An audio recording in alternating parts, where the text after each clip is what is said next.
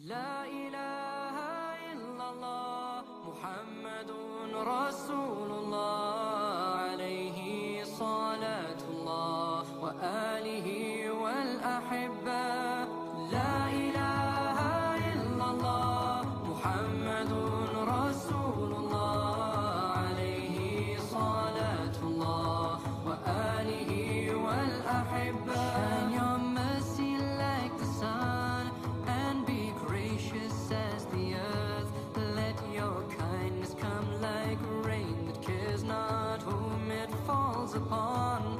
And let ocean deep your wisdom be, your heart a lantern spreading peace. Give yourself in love of him, be like Al-Habib.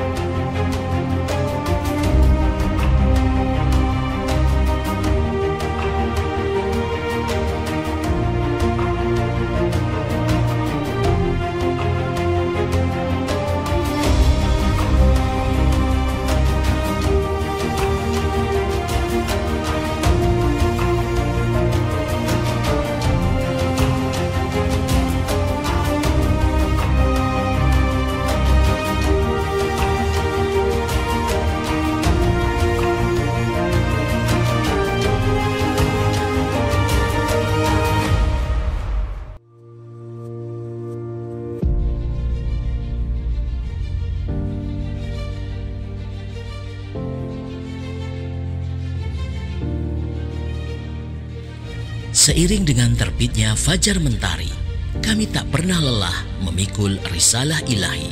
Kami jelajahi Nusantara, mengetuk pintu-pintu masjid, membersamai para jamaah Jum'ah, menyibak segala peristiwa yang syarat dengan polusi kemunafikan yang beredar telanjang bulat di depan mata. Jari jemari kami terus mengalir merekam semua peristiwa.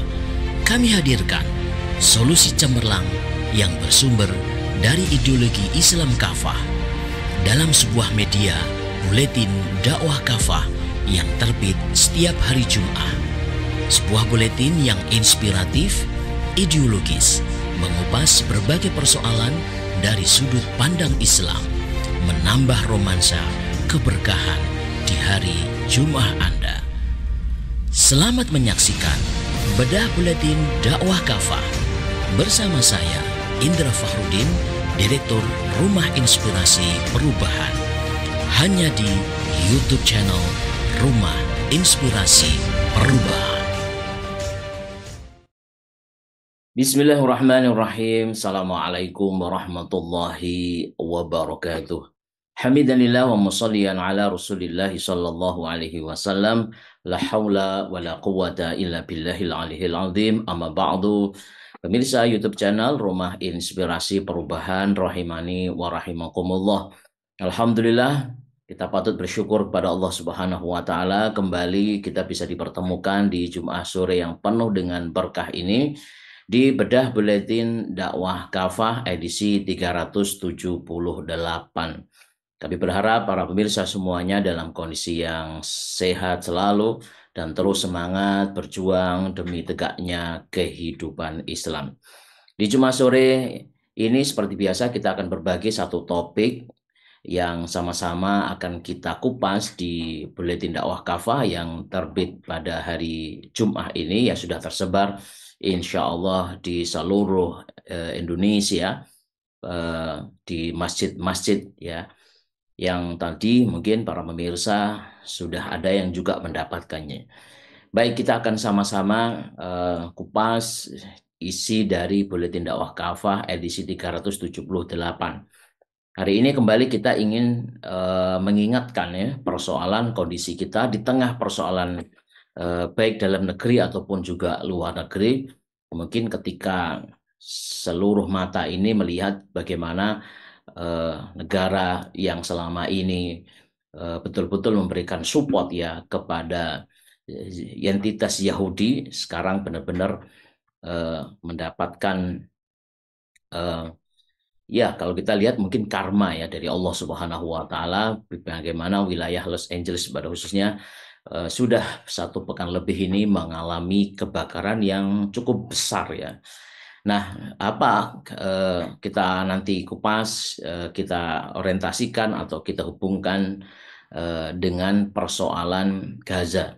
Dan kita tentu tidak boleh melupakan Gaza. Itulah yang menjadi poin penting kita di tengah-tengah berbagai persoalan yang menghimpit kita. Kita ingin mengembalikan memori umat ini di Bedah Buletin Dakwah Kafah edisi 378. Jangan lupakan Gaza. Tidak terasa sudah 16 bulan sejak operasi pembebasan Palestina yang dinamai dengan Badai Al-Aqsa. Aksi genosida Yahudi terhadap warga Gaza sampai sekarang terus berlangsung. Entitas Yahudi bergeming meski banyak negara dan warga dunia mengecam kekejaman mereka, gitu ya. Walaupun beberapa hari yang lalu atau kemarin itu dilakukan gencatan senjata, tetapi tentu kita tidak boleh berbangga diri dulu ya, karena ini bukan satu solusi ya. Ternyata memang sebenarnya ini hanya sementara atau bahkan kalau kita baca ini justru menunjukkan kekalahan sebenarnya dari Zionis itu sendiri. Karena kalau kita lihat sampai hari ini kita tidak boleh melupakan euforia dengan gencatan senjata yang kemarin ditandatangani di Qatar ya. Karena kejahatan mereka ini tidak bisa kita lupakan dan ini bukan satu-satunya eh, entitas Yahudi ini melakukan genosida sejak kalau kita hitung 16 bulan yang lalu atau 7 Oktober 2023. Pasalnya hingga hari ini jumlah korban meninggal diperkirakan lebih dari angka 46.000 jiwa. Korban luka termasuk cacat permanen lebih dari 100.000. Belum yang hilang, korban yang hilang diduga masih banyak. Yang tertimbun reruntuhan bangunan ada sekitar 11.000. Artinya ini persoalan yang sangat besar yang harus dipahami oleh kaum muslimin. Namun ada kekhawatiran umat Islam ini sekali lagi lupa ya dan bosan mungkin memberikan perhatian pada Gaza.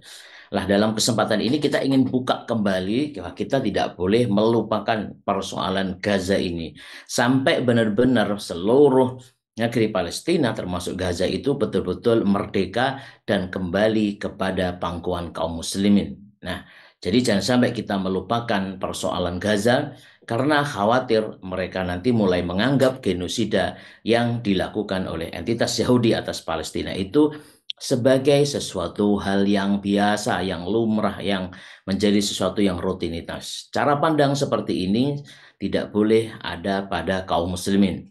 Oleh sebab itu, bedah buletin dakwah kafah hari ini kita hadirkan untuk itu. Kita masuk di chapter yang pertama. Kita ingin tegaskan kembali bahwa Zionis Yahudi adalah penjajah.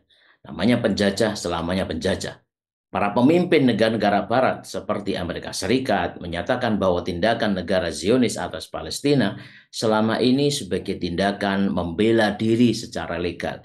Berbagai macam media internasional mereka lakukan itu. Tetapi semuanya ini tidak bisa menutupi hakikat dari kejahatan mereka. Suara yang sama pun terus dipropagandakan oleh media massa barat dan juga para pengikutnya. Juga para buzzer negara Zionis. Mereka terus memproduksi opini bahwa tindakan entitas Yahudi adalah balasan terhadap kelompok teroris yang mengganggu kedaulatan negerinya. Nah, Presiden Amerika Serikat Donald Trump ya bahkan mengancam. Jadi presiden terpilih yang kemarin dilakukan pemilihan ya Donald Trump kembali terpilih sebagai Presiden Amerika yang ke-47 pun bahkan mengancam Hamas untuk segera membebaskan tawanan.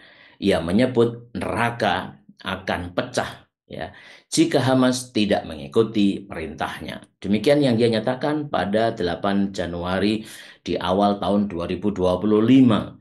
Baru saja dia melakukan statement itu, terjadi kebakaran yang dahsyat di Los Angeles, California, dan sebagainya.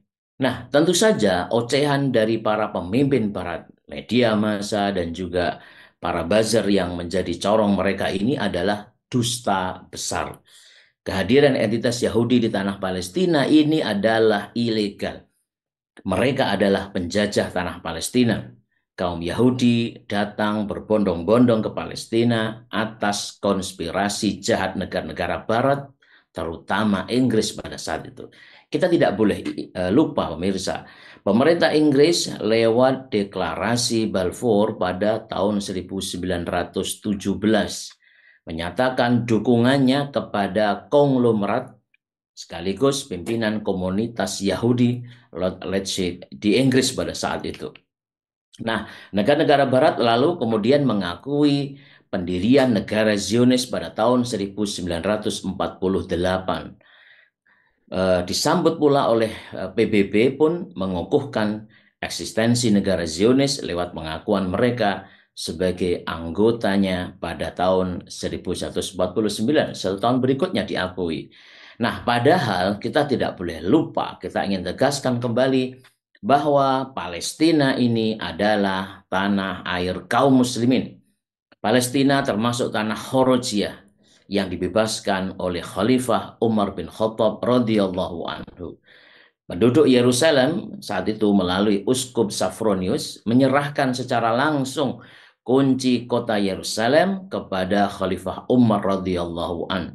Mereka juga meminta kepada Amirul Mukminin Umar bin Khattab radhiyallahu anhu lewat saat itu perjanjian Umayyah untuk tidak mengizinkan satu orang Yahudi pun tinggal di negeri mereka meskipun hanya satu malam. Ini tidak boleh kita lupakan dan perjanjian Umar ini masih berlangsung ya, artinya masih berlaku sampai saat ini sebenarnya.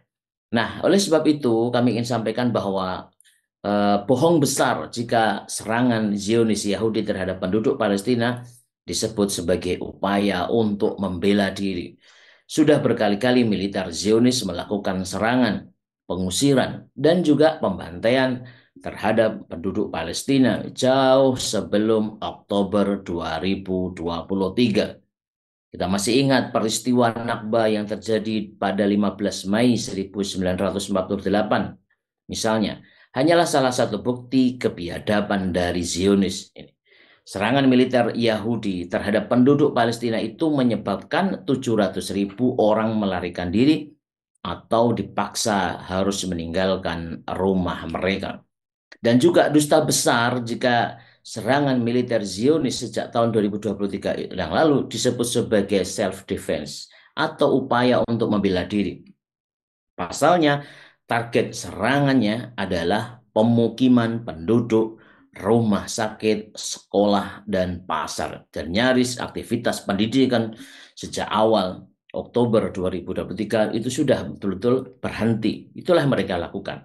Korbannya pun juga adalah anak-anak, perempuan, tenaga medis, jurnalis, bahkan juga dari petugas PBB.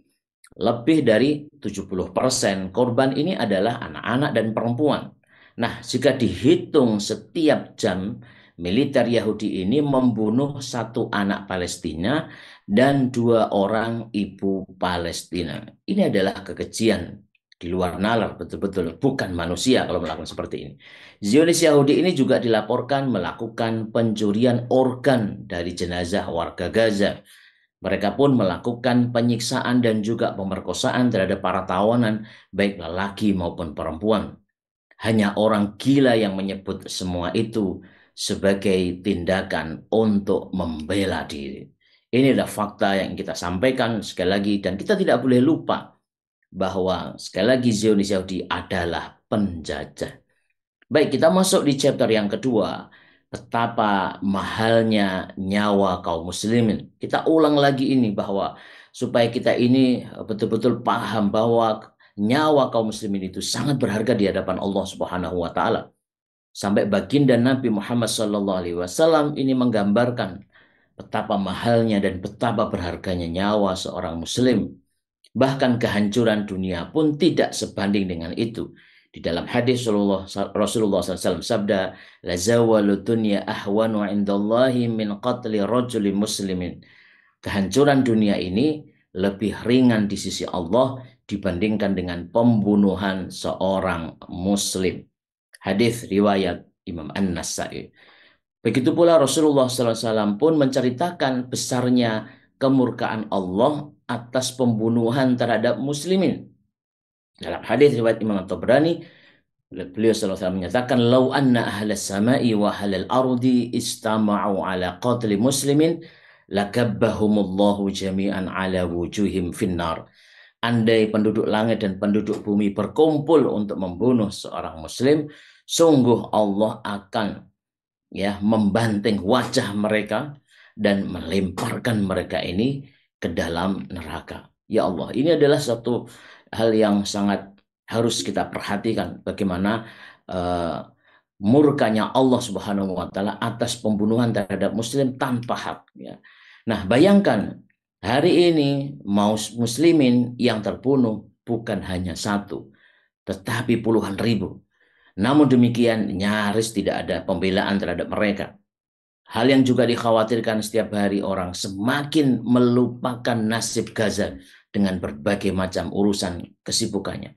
Padahal seorang muslim semestinya mencurahkan perhatian terus-menerus pada nasib kaum muslimin. Pasalnya di antara ciri mukmin yang ittiba kepada Rasulullah SAW adalah memiliki sifat kasih sayang kepada sesama muslim. Allah Subhanahu wa taala berfirman di dalam surah Al-Fat ayat 29, Muhammadur Rasulullah walladzina ma'ahu asyidda'u 'alal kuffari ruhama'u bainahum. Muhammad adalah utusan Allah dan orang-orang yang bersama dengan dia itu keras terhadap orang kafir. Jadi orang-orang yang bersama beliau menjadi ciri kaum muslimin adalah keras terhadap orang kafir dan sangat berkasih sayang dengan sesama mereka. Nah, dua sifat inilah yang harus melekat pada setiap muslim. Namun hari ini umat menyaksikan hal yang sebaliknya. Banyak penguasa muslim misalnya yang justru menjalin hubungan akrab dengan Zionis Yahudi dan pula Amerika Serikat yang jelas-jelas mereka ini statusnya adalah kafir harbi fi'lan. Sebaliknya, para penguasa muslim tersebut tidak memberikan pembelaan yang sepadan kepada penduduk Gaza. Selain itu pula, siapa saja yang mengharap rahmat Allah Subhanahu wa taala seharusnya wajib mencurahkan kasih sayang dan perhatian kepada sesama muslim. Pasalnya Allah Subhanahu wa taala hanya akan merahmati orang-orang yang memiliki sifat kasih sayang.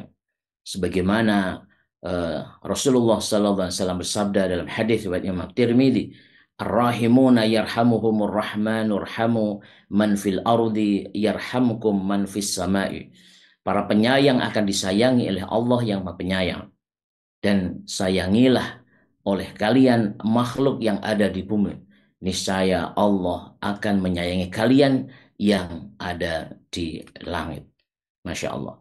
Rasulullah SAW pun juga menggambarkan bagaimana hubungan sesama orang yang beriman ini bagaikan satu tubuh, satu bangunan juga. Artinya jika ada satu yang luka, maka harusnya yang lain pun secara otomatis juga ikut merasakan perihnya luka tersebut. Dalam sebuah hadis yang sering kita sampaikan, mathalul mu'minina fi tawadihim wa tarahumihim wa ta'atufihim mathalul jasad. Perumpamaan kaum mukmin dalam hal kasih sayang, mencintai dan berkasih sayang dan tolong menolong di antara mereka ini bagaikan seperti satu tubuh. Idza ishtaka minhu 'udwun tada'a lahu sa'irul jasadi bisahari wa humma. Jika ada satu bagian tubuh yang mengalami sakit, maka sekujur tubuhnya juga ikut merasakan dengan tidak dapat tidur dan juga pasti merasakan demamnya. Nah, kaum muslimin rahimani wa rahimakumullah para pemirsa, maka tidak kalah pentingnya Palestina adalah negeri yang diberkahi. Tanah kaum muslimin, kiblat pertama bagi umat Islam. Palestina adalah negeri yang menjadi tujuan baginda Nabi Shallallahu Alaihi Wasallam melaksanakan perjalanan Isra serta melakukan sholat bersama para nabi dan rasul sebelumnya. Maka sudah seharusnya muncul perhatian dan pembelaan terhadap Palestina dan para penduduknya. Begitu Palestina ini memiliki nilai yang sangat penting di dalam Islam dan juga historis yang tidak bisa dilepaskan oleh Islam. Kita masuk yang chapter yang terakhir, chapter yang ketiga. Kita harus menentukan nasibnya sendiri. Artinya kalau kita melihat bagaimana penderitaan yang dialami oleh penduduk Gaza jauh melebihi sebenarnya apa yang sedang dialami oleh penduduk selebritis Hollywood dalam kebakaran di Los Angeles, Amerika Serikat. Kebakaran yang terjadi di Los Angeles hari ini sudah menyebabkan total kerugian hampir 1.000 triliun. Angka ini hampir 3 kali lipat dari bantuan Amerika Serikat untuk operasi militer Zionis. Luas kawasan yang terbakar sudah mencapai 360 hektar, nyaris setara dengan luas wilayah Gaza. Pemerintah Amerika Serikat sampai hari ini masih kelimpungan menangani kebakaran dan menolong warganya. Ini semata-mata kuasa Allah Subhanahu wa Ta'ala.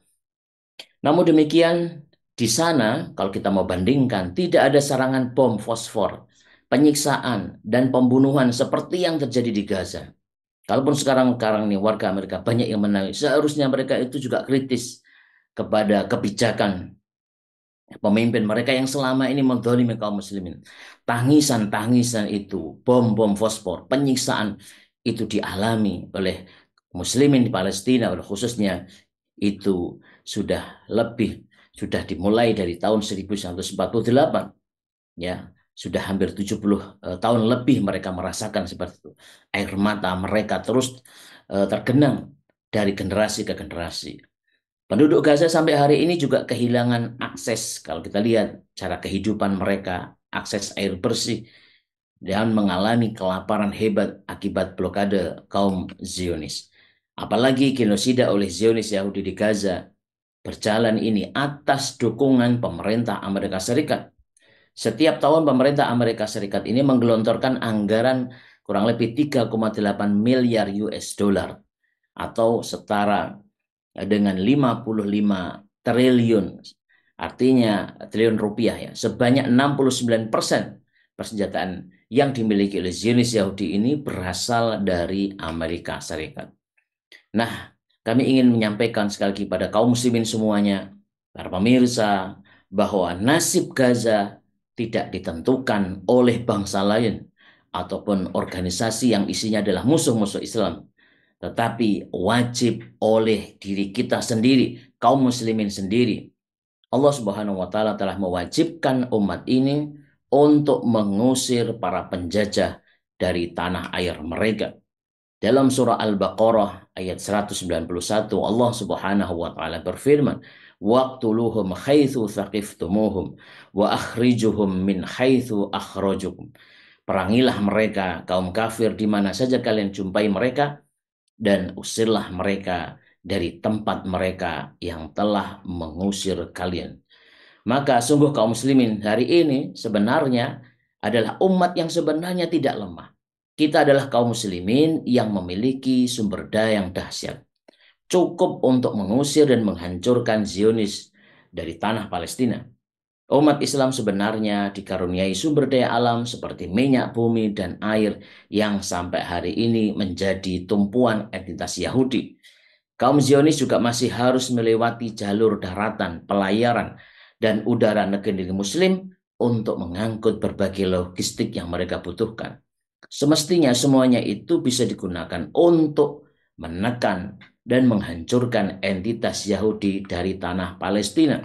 Itu yang diharuskan dan bagaimana dicontohkan oleh baginda Rasulullah SAW harus melakukan upaya-upaya untuk mengacaukan pikiran mereka, melemahkan kekuatan mereka sampai melakukan embargo ekonomi Itu yang terjadi di awal-awal Daulah Islamiyah berdiri ketika Rasulullah melakukan pemblokadaan kafilah dagangnya Abu Sufyan yang kemudian memicu terjadinya Perang Badar Al-Kubro. Nah, kita kembali bahwa umat ini sebenarnya sekali lagi juga memiliki kekuatan militer dan pasukan yang berlipat-lipat dibandingkan dengan pasukan Yahudi. Harusnya semuanya itu bisa digunakan untuk mengusir penjajah dari tanah air kaum muslimin. Bukan malah mengawal kekuasaan rezim yang justru mendiamkan Gaza dan malah berangkulan dengan entitas Yahudi dan juga para pendukungnya. Maka sekali lagi kita ingin sampaikan dalam media yang mulia ini, di hari yang mulia ini, jangan lupakan Gaza.